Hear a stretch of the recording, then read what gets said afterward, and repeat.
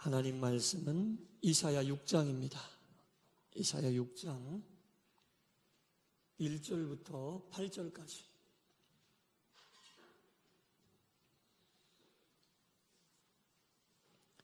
이사야 6장 1절부터 8절까지 우리 한 절씩 교독하겠습니다. 우시야 왕이 죽던 해에 내가 본즉 주께서 높이 들린 보좌에 앉으셨는데 그의 옷자락은 성전에 가득하였고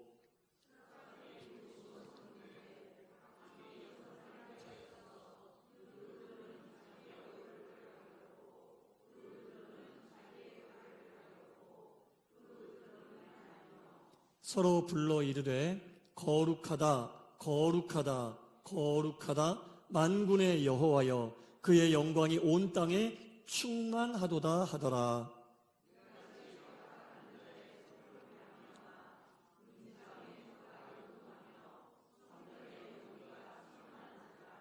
그때 내가 말하되 화로다 나여 망하게 되었도다.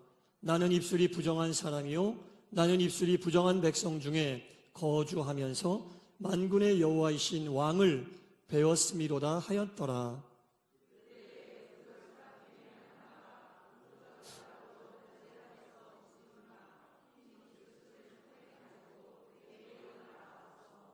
그것을 내 입술에 대며 이르되 보라 이것이 내 입에 닿았으니 내 악이 제하여졌고 내 죄가 사하여졌느니라 하더라.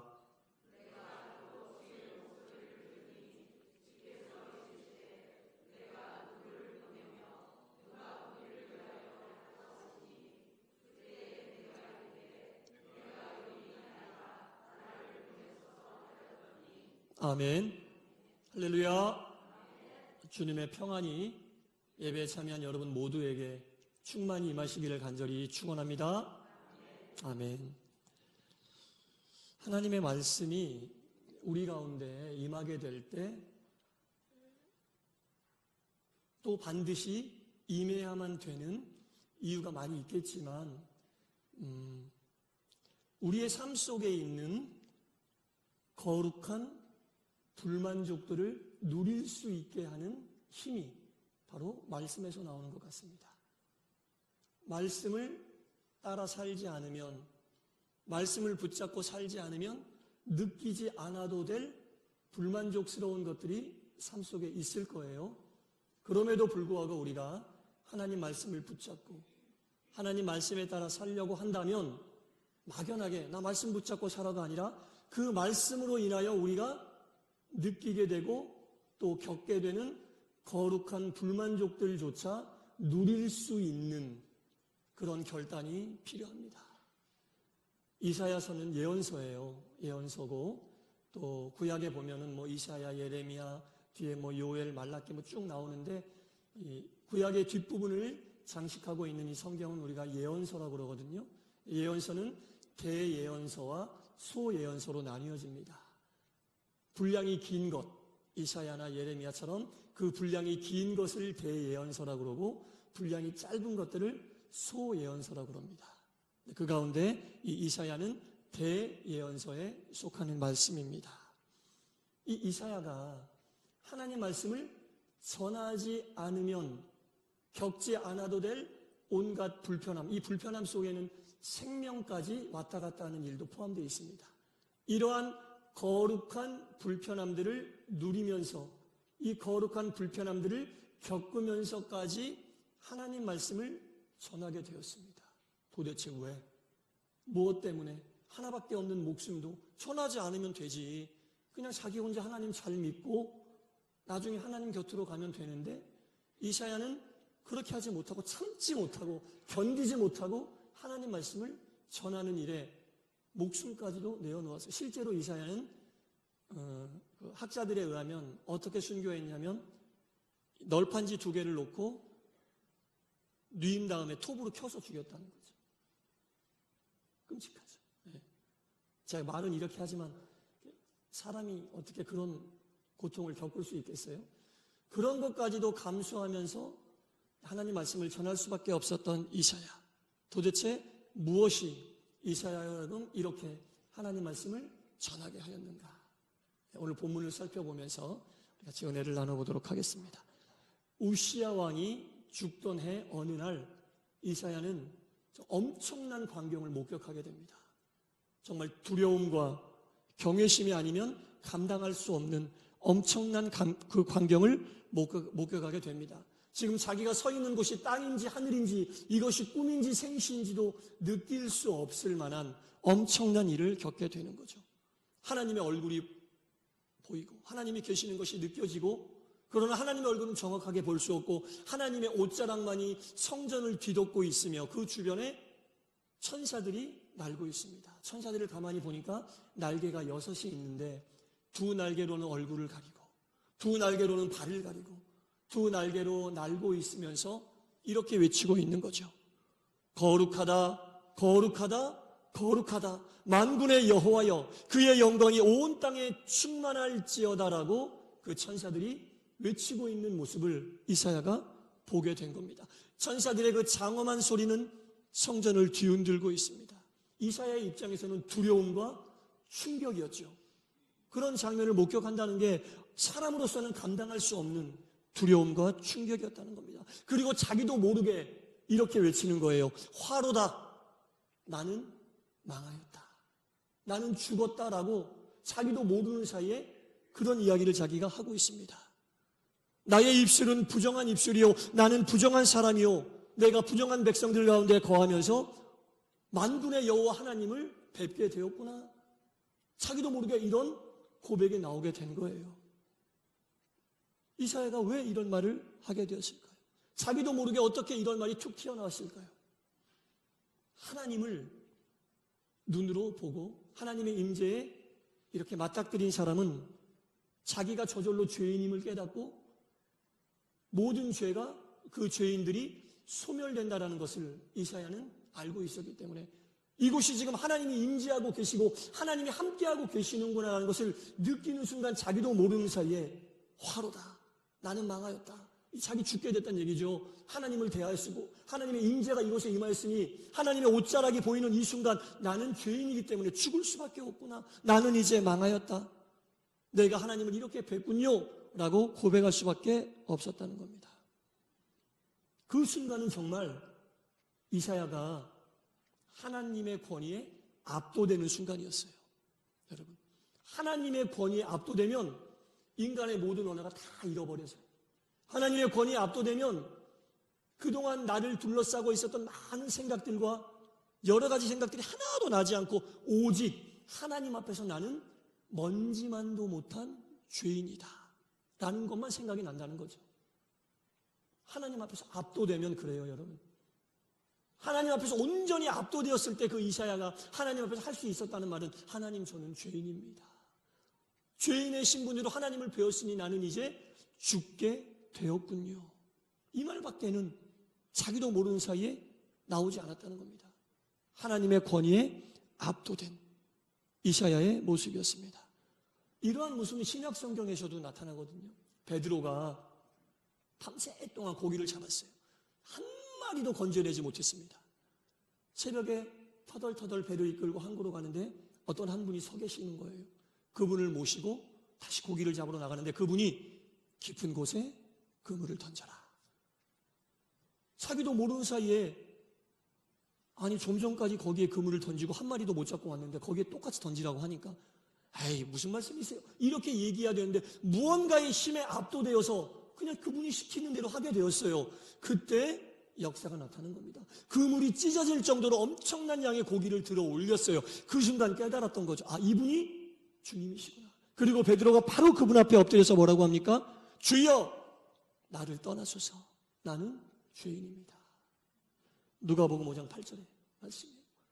베드로도 이사야가 하나님 앞에서 하나님의 권위에 압도되었던 것처럼 예수님이 예수님임을 깨달았을 때 주여, 나는 죄인입니다. 주여, 나를 떠나소서. 이 말이 그냥 저절로 나오는 거예요. 하나님 앞에 압도되면 우리가 할 말이 없는 거예요. 아무리 똑똑한 사람, 성경을 꿰차고 있는 사람, 별별 사람이어도 하나님 앞에서 하나님의 권위에 제대로 압도되면 나는 하나님 앞에서 먼지만도 못한 죄인입니다라는 말밖에 안 나오고 비로소 주님 나를 떠나시고 나는 주님 앞에 설 수 없는 죄인입니다. 나는 죽을 수밖에 없습니다. 이 말밖에는 안 나온다는 거죠. 여러분, 이 고백이 신앙의 출발입니다. 하나님의 권위에 압도되어서 하나님, 나는 주님 앞에 설 수 없는 죄인입니다. 하나님을 뵈면 저는 죽을 수밖에 없습니다. 이 고백이 신앙의 출발이에요, 여러분. 우리가 신앙생활하면서 이런 고백들이 있어야 돼요. 주님의 권위에 정말 압도되어서 내 머릿속을 가득 채우고 있었던 모든 생각들이 하나도 생각이 나지 않고 내 입을 통하여 나오는 모든 언어가 다 사라져버리고 오직 주님 앞에 선 죄인의 모습으로만 나를 인식하고 나를 인정하는 것이 신앙의 출발이라는 거예요, 여러분. 신앙의 여정 가운데 이러한 경험이 수시로 우리 가운데 있어야 됩니다. 우리의 신앙이 늘 똑같지 않아요. 주님을 생각하는 믿음이, 성령 충만함이 늘 똑같지 않습니다. 그래서 우리가 신앙생활 하면서도 교만해질 수밖에 없고, 그래서 신앙생활 하면서도 나를 드러낼 수밖에 없고, 그래서 신앙생활 하면서도 미워하고 질투하고 시기할 수밖에 없는데, 이런 경험들이 수시로 우리 가운데 있을 때, 수시로 하나님의 권위에 압도되고 하나님 말씀에 압도되는 것이 우리 가운데 온전히 있고 늘 경험되어질 때 우리는 하나님 앞에서 낮아질 수밖에 없죠. 하나님 앞에서 겸손해질 수밖에 없죠. 그래서 예언자들이 이 하나님의 권위에 압도되었기 때문에, 늘 하나님의 권위에 압도되는 삶을 살았기 때문에 목숨 걸고 하나님 말씀을 전하지 않을 수 없었다는 겁니다.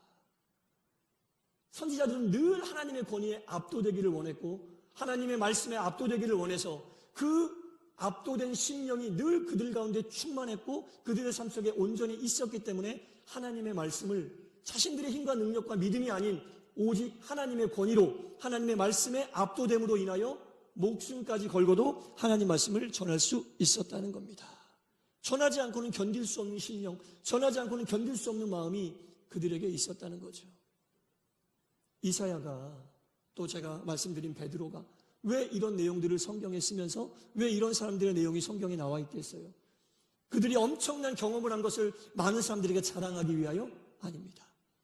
이사야가 이 본문을 쓴 이유는 내가 이렇게 거룩한 경험을 하여 하나님 말씀에 압도되어 하나님 앞에서 나는 죄인이고 하나님 말씀 앞에서 나는 먼지만도 못한, 하나님을 제대로 뵈면 죽을 수밖에 없는 사람이라는 것을 깨달았기 때문에 이러한 심정으로 나는 말씀을 전하니, 내 이 말을 듣는 사람들, 이 글을 읽게 되는 사람들은 나와 같은 심정으로 하나님의 권위에 압도되기를 원합니다. 하나님 말씀에 압도되어 신앙의 길을 가기를 원합니다 라는 의도를 가지고 이사야가 이 말씀을 쓴 겁니다, 여러분. 왜냐? 이사야가 깨닫고 보니까 그것만이 살 길이니까. 그 시대의 임금부터 백성 모두까지 다 하나님을 버리고 말씀에 압도되기는커녕 다 이방신들을 섬기고 하나님의 뜻에서 벗어나는 것을 이사야가 목도했는데, 바로 그때 하나님이 이사야에게 이 환상을 보여주시고 이사야에게 깨닫게 하신 거죠. 정말 너희들이 살 길은 하나님에게 압도되고 말씀에 압도되는 그 삶을 살고 하나님 앞에서 내가 어떤 존재인지 알고 하나님만을 바라보며 사는 것이 살 길이라는 것을 이사야에게 깨닫게 하시고 이사야에게 전하게 하신 거예요.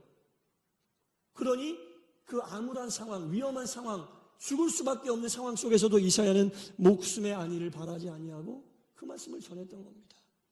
여러분, 그래서요, 하나님 말씀에 압도되어서 말씀을 전하는 선지자들의 이야기를 우리가 듣거나 보게 되면 때로는 그 말씀이 우리 가운데 통렬한 공격으로 우리 마음을 찌르는 거예요, 여러분. 정말 비수와 같은 날카로움으로 우리의 마음을 팍팍 찌르는 거예요, 여러분. 예언자들은요, 무서울 게 없고 두려울 게 없는 거예요. 왜? 가장 두렵고 무서운 하나님 말씀에 압도되었기 때문에 세상에 어떤 것도 그 압도된 말씀을 이길 수 없는 거예요. 두렵지가 않은 거예요. 그러니까 그들이 못할 말이 어디 있겠어요? 임금에게 가서도 통렬한 공격의 말을 하는 거죠. 이것이 바로 하나님의 말씀이다. 때로는 통렬한 공격으로 말씀을 전하고 때로는 참 믿음을 회복하라고 하는 강력한 촉구로 그들이 말씀을 전할 수 있던 거죠. 야, 어떻게 저렇게 이야기할 수 있지? 최고의 권력자인 임금에게 한마디만 하면 내 목이 달아나는데 어떻게 임금에게 저런 말을 할 수 있을까? 하지만 그들에게는 하나님의 말씀이 더 두렵고 무서웠던 거예요.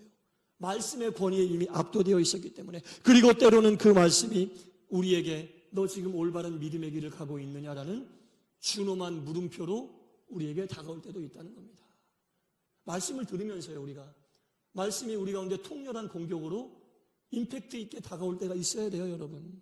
말씀을 들으면서 강력한 촉구로 우리에게 다가올 때가 있어야 됩니다. 말씀을 들으면서 내가 제대로 하고 있나라는 의문심, 물음표, 내 믿음과 신앙에 대한 물음표를 찍어봐야 될 시점이 있다는 겁니다, 여러분. 수시로, 한두 번이 아니라 수시로 그런 깨달음이 우리 가운데 있어야 됩니다.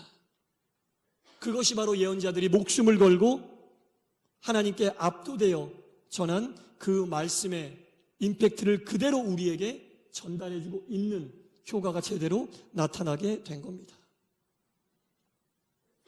이렇게 하나님의 말씀에 압도되면요, 이 예언자들이 행동을 통해 보여주었듯이 모든 자신의 머릿속을 채우고 있었던 온갖 사변과 의문의 꼬리표가 다 사라지고 두려움이, 염려가 조용히 사라지게 되는 겁니다. 오직 말씀이 주는 파워를 가지고 그 일을 행할 수 있게 된다는 겁니다. 내가 죄인임을 깨닫자마자 그 다음에 바로 한 말이 화로다. 나여 망하게 되었구나 라고 비명 지르듯이 이렇게 자신의 신세를 깨닫고 하나님 앞에서 이야기할 때 하나님이 그렇게 자기를 깨닫게 된 이사야에게 내리신 처방이 어떤 겁니까? 한 천사에게 제단에 불 붙어 있는 숯을 가져다가 이사야의 입술에 대라라고 말씀하셨어요. 이것은 하나님 말씀에 압도되어 자기가 하나님 앞에서 어떤 신분인지 깨달은 이사야에게 하나님이 베푸신 정화의 은혜입니다. 정결함의 은혜입니다. 하나님 앞에서 내가 어떤 존재인지 깨달을 때요, 하나님은 정화의 은혜를 내리십니다. 용서의 은혜를 내리십니다. 제단 숯불을 가져다가 입술을 찢어주시면서 부정하다 내 입술이여, 부정했던 입술을 정하게 만들어주시고 이제는 그 입술을 통해 하나님 말씀을 전하는 도구로 쓰시겠다고 하는 하나님의 의중과 의도가 담겨져 있는 겁니다. 말씀에 의하여 정화를 시킨다는 거죠. 하나님 말씀으로 입술을 지지고 그 입술이 이제는 정결한 입술이 되어 인간의 사변을, 인간의 의견을, 인간의 개인적인 생각을 이야기하는 입술이 아니라 말씀에 압도되어 오직 하나님 말씀만을 전하는 하나님의 도구로 쓰시겠다고 하는 하나님의 강력한 의지를 보여주고 계시는 겁니다. 여러분, 우리가 말씀에 압도되어 산다고 할 때 오해하지 말아야 될 부분이 있어요. 말씀에 압도된다는 것을 말씀을 내가 받아들이고 말씀을 도식화해서 몇 시부터 몇 시까지는 어떻게 그것에 사로잡혀서 내가 로봇처럼 사는 것을 의미하는 것은 아닙니다. 말씀에 압도되었다는 것은 말씀 속에 담겨져 있는 하나님이 나를 향한 애정어린 관심과 그분의 사랑이 얼마나 큰 것인가를 깨닫고 그 말씀에 붙잡혀 말씀 따라 살려고 하는 그 마음과 태도를 이야기하는 거지, 내 몸만이 내 마음의 변화 없이 행동만을 나타내는 그런 행위를 이야기하는 건 아닙니다. 오직 나를 향하신 하나님의 관심과 사랑을 깨닫고 감동하는 마음으로 내가 하나님께 나아갈 수 있는 길을 찾아가는 것, 내가 하나님께 나아갈 수 있는 길을 찾아가는 것, 그것이 바로 하나님의 말씀에 압도되는 사람이 사는 삶의 방법이라는 겁니다. 그렇게 제단의 숯불을 통해 이사야를 정결케 하시고 깨끗하게 하신 하나님께서 이사야에게 이제는 묻습니다. 이사야야, 내가 누구를 보낼까? 누가 우리를 위하여 과연 갈 수 있을까라고 정결하게 하신 이후에 이사야에게 이렇게 묻습니다. 내가 누구를 보내며 누가 우리를 갈 수 있겠느냐? 그때 이사야가 기다렸다는 듯이 말씀하잖아요. 주여, 나를 보내소서, 내가 여기 있나이다라고 대답을 하고 있습니다. 여러분, 이 말씀은 어떤 전도나 선교를 할 때 많이 사용되는 말씀이 맞습니다. 그러나 그 이전에 하나님 앞에 홀로 서 있어서 하나님에게 죄인임을 깨닫는 압도되는 하나님의 권위를 체험한 자들에게 하나님이 개인적으로 하시는 말씀이에요.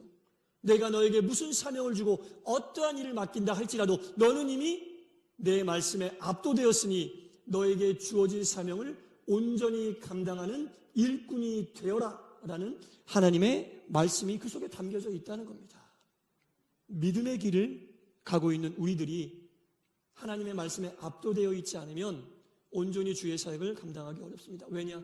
그 말씀을 온전히 전할 수 있는 상황과 환경이 조성되어 있지 않기 때문에 그래요.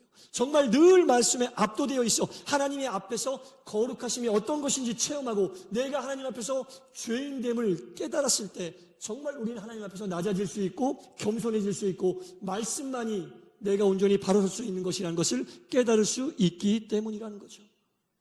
나를 소란하게 했던 내 속에 있던 많은 헛된 바람과 자아들이 다 내쫓아가고 온 천하 만물 속에 깃들여져 있는 창조주 하나님의 영광과 나를 향하신 그 사랑이 어떠한 것인지 깨닫게 된다는 겁니다.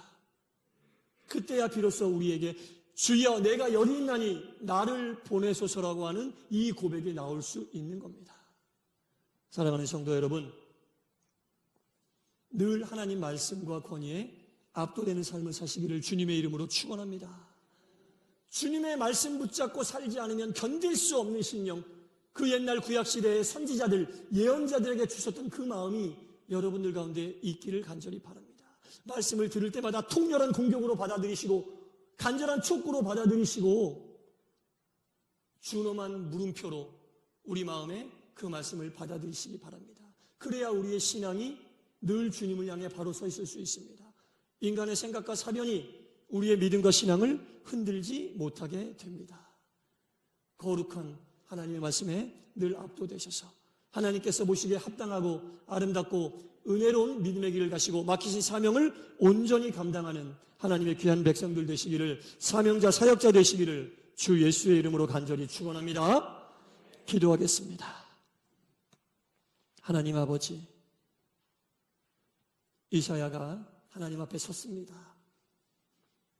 서는 순간 하나님의 말씀과 권위에 압도되어 주여 나는 죄인입니다. 죽을 수밖에 없습니다라고 유일하게 생각나는 그 말 한마디를 하나님께 올렸을 때 하나님께서는 깨달은 이사야의 입술을 말씀의 숯불로 지져주시고 이제는 인간의 이야기가 아닌 하나님 말씀을 전하는 도구로 사용하셨습니다.